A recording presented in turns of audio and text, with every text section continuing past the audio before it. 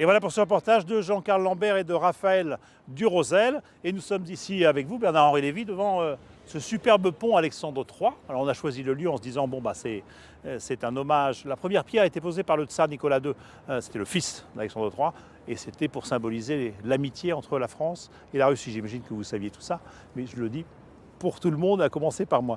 On décrit souvent et on voit Poutine dans ce reportage comme l'héritier à la fois des tsars, des bolcheviks, de l'URSS et dans cette nostalgie-là. Et comment il faut l'appréhender, Vladimir Vladimirovitch Poutine? Est-ce qu'il faut avoir peur de cet homme? Ça dépend qui. Si on pense que la fin du communisme et la disparition de l'URSS était une des rares très bonnes nouvelles de la fin du XXe siècle. Pour lui, c'est un drame. Il faut avoir peur de Poutine qui pense que c'est une tragédie. Poutine est l'homme qui a dit la disparition de l'URSS est la plus grande tragédie géopolitique du XXe siècle.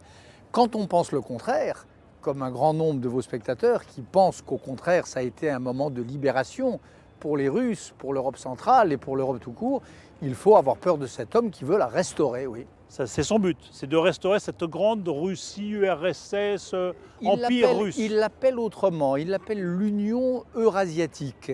Mais l'idéologie, mais d'abord le projet est là, l'Ukraine est un morceau de choix dans cette reconstruction de l'empire russe ou soviétique, et l'idéologie est très constituée aussi, c'est un mélange bizarre et très inquiétant, d'autoritarisme qui vient de l'époque des tsars, de totalitarisme à la mode soviétique, de haine de l'Europe, de haine des États-Unis et de haine de la démocratie. Alors, aujourd'hui, par rapport à l'Ukraine, jusqu'où est-il prêt à prendre des risques, Poutine? Lui-même dit aujourd'hui, j'aimerais pas avoir à faire entrer mes troupes en Russie. Est-ce qu'il en est capable? Est-ce qu'il est capable de pousser le risque jusque-là?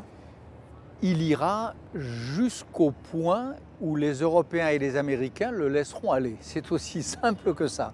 Quand les Européens lui diront stop, il stoppera. Tant qu'on ne lui dira pas stop, il avancera. Et pour l'instant, il est bien obligé de constater, comme vous et moi, qu'on ne lui a pas dit stop en Crimée, qu'on ne lui dit pas stop dans le Donbass, et que pour le moment, les Européens gesticulent en ordre dispersé. Les Américains sont également dans une attitude de très très grande prudence, un peu comme à l'époque de Chirac où on disait toujours, c'était le grand thème, il ne faut pas humilier la Russie. Moyennant quoi, l'Europe se laisse marcher dessus. Alors le par la Donbass, c'est cette fameuse région de l'Est de l'Ukraine qui est russophone et où on assiste en ce moment à l'émergence de républiques autonomes, etc. Mais c'est une vraie volonté ou c'est une partie de bluff gigantesque, une partie d'échec? C'est sûrement pas une partie d'échec. Vous savez, Garry Kasparov dit toujours, j'en ai marre, qui s'y connaît en échec, il dit j'en ai marre qu'on qualifie de Poutine de grand joueur d'échecs. Parce qu'au jeu d'échecs, dit Kasparov qui s'y connaît, il y a des règles. Et Poutine est un bandit, il n'applique pas les règles. Donc c'est pas une partie d'échec. C'est pas un bluff non plus. C'est une opération impériale. Ça existe les impérialismes.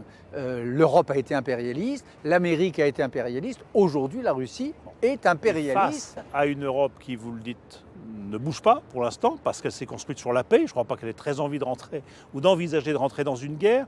Vous êtes allé sur cette fameuse place Maïdan avec les révolutionnaires ou en tout cas ceux qui ont fait tomber le pouvoir de Yanukovych. Vous leur avez dit des choses fortes. Vous leur avez dit je suis un Ukrainien, nous sommes des millions à avoir compris que votre sort se joue ici sur cette place de l'indépendance, rebaptisée place de l'Europe. C'était notre sort à nous Européens. Notre sort à nous Européens, c'était des beaux mots. Ouais. Mais vous diriez la même chose aujourd'hui parce que l'Europe depuis, comme vous le dites, elle ne s'est pas tellement manifestée autrement que par des mots. Je le pense plus que jamais.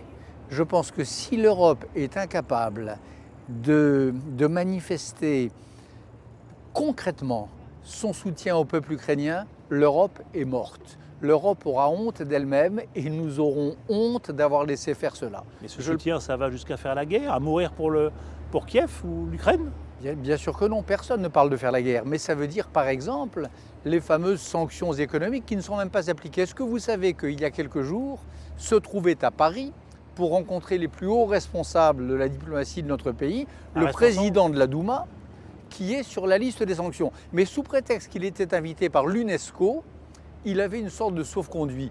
Mais enfin, Poutine doit se moquer de nous, doit trouver l'attitude de l'Europe, sa manière de jouer avec ses propres règles, au choix comique ou déshonorante. Donc je dis que les sanctions, c'est la seule arme dont nous disposons face à une Russie économiquement faible, face à une Russie qui a une démographie déclinante, face à une Russie qui a beaucoup plus besoin de nos crédits et de nos technologies que nous n'avons besoin de son gaz, c'est la seule arme dont nous disposons pour la faire reculer.